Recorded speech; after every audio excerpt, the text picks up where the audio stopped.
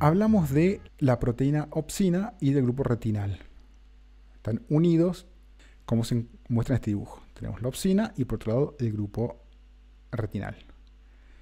Aquí se encuentra la opsina y aquí está el grupo retinal. Y cuando la luz impacta en el grupo retinal, hay una isomerización. Entonces, el grupo retinal pasa de estar en una conformación cis, cuando recibe la luz, pasa a una conformación transretinal. Luego de esto, el grupo transretinal se separa de la opsina, queda el grupo transretinal por un lado y la opsina por el otro sin grupo retinal, y una isomerasa vuelve a convertir al transretinal en cisretinal. El cisretinal se incorpora a la opsina y de vuelta la estructura está lista para recibir fotones. Aquí es esencial para esto el epitelio pigmentario retinal. El epitelio pigmentario retinal forma parte del ciclo que vimos recién con la molécula retinal. Dijimos que la luz isomeriza el cisretinal en transretinal y que luego se desprende de la opsina. Hay una proteína que es una chaperona que transporta este grupo retinal hacia el epitelio pigmentario, la IRBP, Interphotoreceptor Retinoid Binding Protein, ¿no? Una proteína que une al grupo retinal. Entonces, esta chaperona transporta el grupo retinal al epitelio pigmentario. Y es en el epitelio pigmentario donde esta molécula vuelve a ser convertida a una molécula de 11-cis retinal. Es decir, aquí está la isomerasa en el epitelio pigmentario. Entonces pasa de vuelta a ser 11-cis retinal, de nuevo es captada por una chaperona y ahora es transportada hacia los discos en los bastones para ser incorporada a la opsina para poder ser activada nuevamente y convertida de 11-cis retinal a transretinal por acción de la luz. Entonces, esto simplemente muestra que en la membrana del disco tenemos a la opsina cruzando 7 veces la membrana, 1, 2, 3, 4, 5, 6, 7, y en esa proteína hay lugar para que se posicione el grupo retinal. Y acá está la isomerización del cisretinal al transretinal por acción de la luz. Es decir, que el retinal es el cromófero, es quien absorbe la luz. No absorbe la luz la proteína, sino el retinal. Lo que pasa es que la proteína va a crear un ambiente que determina qué longitud de onda absorbe el cromófero. Algunas características de conos y bastones. Por empezar, tanto conos como bastones, que son los fotorreceptores, no disparan potencial de acción. Siempre son potenciales graduados. Por eso que propiamente dicho, podríamos decir que no son neuronas. La estimulación de estos fotorreceptores, sean conos o bastones, provoca la hiperpolarización de la célula.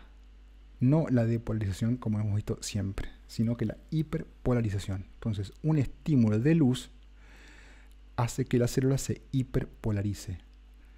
Pasa a potenciales de membrana más negativos.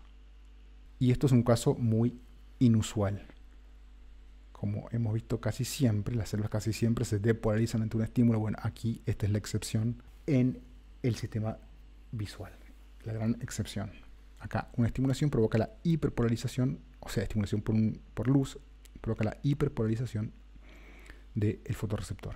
En este caso, esto es la respuesta de un cono de la retina de la tortuga y por eso es tan lenta. En realidad los conos responden mucho más rápido y la respuesta se termina mucho más rápido. ¿Cómo se muestra acá? Lo que podemos ver es que esta es la corriente entrante, no confundir con el voltaje. En la imagen anterior estamos midiendo voltaje, acá estoy midiendo cuánta corriente entra.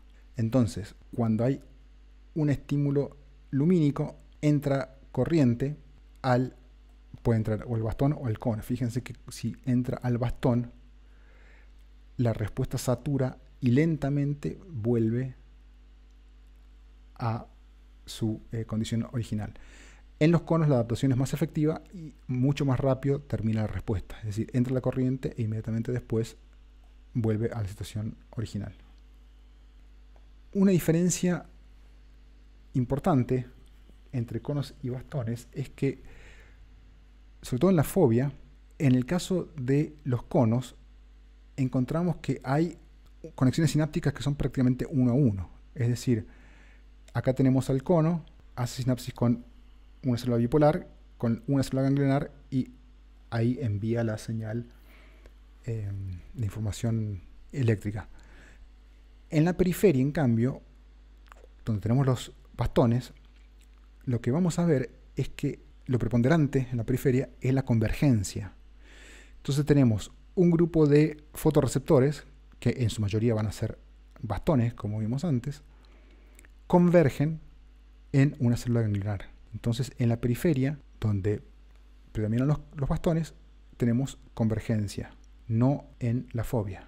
Y esta fotomicroscopía electrónica muestra, bueno, la diferencia, cómo se ven los bastones y cómo se ven acá los conos. Entonces, esta convergencia de los bastones, donde yo puedo tener 15 a 30 bastones convergiendo sobre una célula bipolar, hace que detecten mejor a la luz. Con poca luz ya va a haber una respuesta. El cono no es tan efectivo en ese sentido, pero la resolución que me da esta vía es mucho menor. Entonces, los bastones van a detectar mejor, o sea, con poca luz van a activar, pero la resolución va a ser muy baja. En cambio, en el caso de los conos, vamos a necesitar muchos fotones para lograr una respuesta y la resolución va a ser mucho mayor. A diferentes niveles de intensidad lumínica van a ser más importantes las respuestas de los conos o los bastones, por supuesto. Entonces, por ejemplo, en la visión escotópica, que es cuando hay muy baja luz, solamente los bastones van a poder ser activados. En situaciones, en los casos de iluminación mesópica, que es cuando, por ejemplo, a la noche, con la luz de las lámparas que están en la calle, o sea, esa luz como tenue, vamos a tener actividad por parte de los bastones y un poco de los conos, muy poco. Por eso nuestra percepción de colores no es tan buena en esas condiciones lumínicas como en el día. En la visión fotópica, que es la que ocurre cuando hay buena iluminación, por ejemplo en un día a la tarde, es donde las señales están mediadas básicamente por los conos. Ahí es cuando tenemos la mejor visión, podemos ver bien los colores y la agudeza visual es la óptima, justamente cuando hay iluminación suficiente para que puedan activarse los conos. Entonces, para resumir, tenemos bastones y conos. Bastones, visión en baja luminosidad, se saturan cuando hay luz. Los conos son menos sensibles a la luz, es decir, necesitan más fotones para estar activos. No contribuyen en visión nocturna. En visión nocturna son importantes los bastones, pero sí en visión diurna. Tiene una respuesta más rápida que los bastones y nos dan una gran agudeza visual. En cambio, los bastones tienen poca agudeza visual, pero una gran sensibilidad a la luz. Responden a un solo fotón. Estos necesitan varios fotones para la respuesta. Los conos están básicamente, la mayoría, en la fobia central, unos 6 millones, y los bastones están en el resto de la retina, menos la fobia. Por otro lado, hay 3 tipos de conos, según la opsina que tengan, pero esto lo vamos a ver en el video donde les hablo de color. Vías celulares. Entonces, nuevamente, aquí están un diagrama de las diferentes capas con las diferentes células. Acá está simplificado, ¿no? Tenemos bueno, está invertidos, porque acá están de este lado y acá están abajo. Los fotorreceptores, recién me doy cuenta. Pero bueno, tenemos los fotorreceptores haciendo sinapsis con las bipolares con las ganglionares. Y tenemos interneuronas, las horizontales y las células amacrinas. Ambos tipos son interneuronas. Las células amacrinas, por ejemplo, están haciendo sinapsis químicas y también por gap junctions con células bipolares. En ambos casos tenemos, como hemos visto en un video anterior, inhibición lateral provista por estas interneuronas. Recuerden que la inhibición lateral me permite que se aumente el contraste. Entonces, en el caso de la visión, me permite ver bordes con mayor facilidad. ¿Cómo ocurre el sistema de señalización desde el fotorreceptor? En este caso, como ejemplo, tenemos un bastón. Como hemos visto, tenemos acá, atravesando la membrana de los discos, a la proteína, a la opsina, y unida a la opsina el grupo retinal, cisretinal. En este caso estamos en oscuridad. En oscuridad, esto no está activo. Lo que sí está activo es una guanilil ciclasa que está en los discos, en la membrana de los discos, y esta guanilil ciclasa está produciendo GMP cíclico. Este GMP cíclico activa canales catiónicos, dejan que entre sodio y calcio al fotorreceptor. Si entra sodio y calcio, vamos a tener un aumento importante de sodio. Ese sodio va a depolarizar la célula y por lo tanto la célula va a estar continuamente liberando glutamato. Entonces, cuando la célula está inactiva, o sea, en una condición de oscuridad, ahí es cuando la célula está liberando glutamato.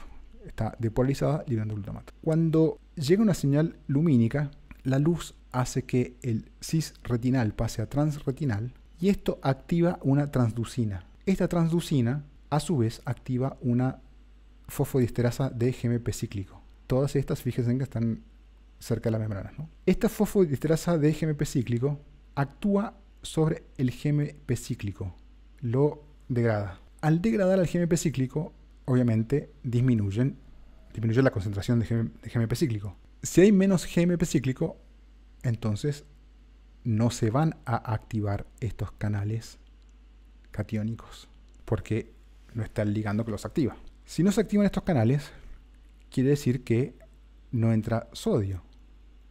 Si no entra sodio, la célula va a estar hiperpolarizada comparado con la situación de cómo estaba en oscuridad. Si está hiperpolarizada, porque hay poco sodio, no se van a activar los voltajes dependientes de calcio, que sí eran activados por la depolarización en la oscuridad.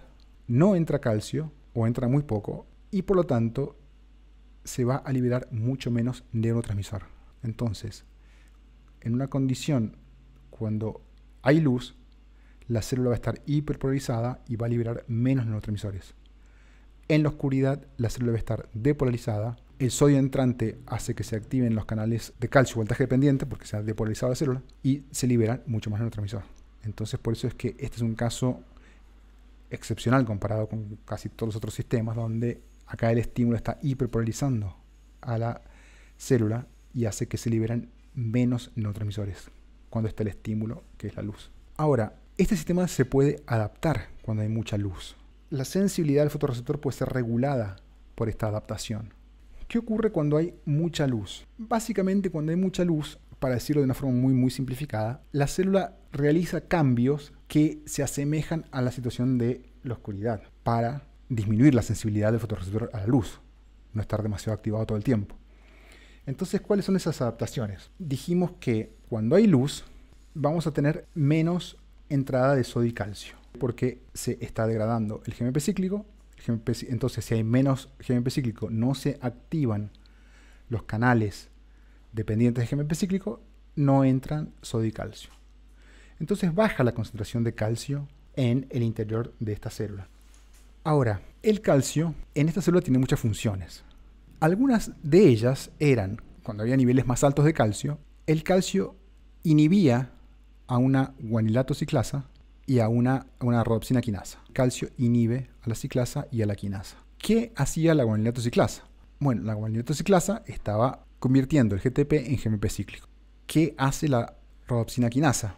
Este es un poquito más complejo, pero la rodopsina quinasa, cuando está activa, la rodopsina quinasa fosforila al fotorreceptor.